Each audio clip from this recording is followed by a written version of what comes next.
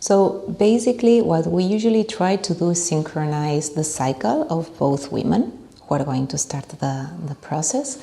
The woman who's going to be the donor of the eggs, she will start a stimulation cycle for her ovaries to start producing eggs.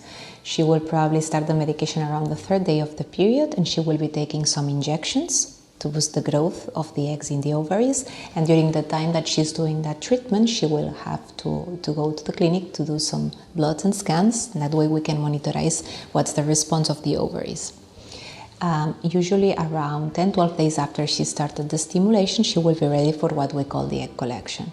In the meantime, the one that's going to receive the embryos, she will start an endometrial preparation, which is a treatment to prepare the uterus to be receptive for the embryo to implant. That treatment usually involves starting to take estrogen that we usually give in form of tablets or patches, and usually around 10-12 days after she started that med, she's going to have a scan.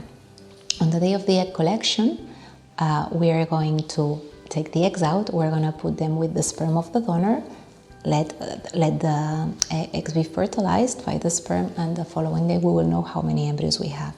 The same day of the egg collection, the one that is going to receive the embryos is going to start to take progesterone, and 5 days after, once we have the embryos at the stage of blastocyst, the best embryo is going to be selected to be transferred into the recipient's uterus, and the rest of embryos that we have that are good quality will be frozen for future use.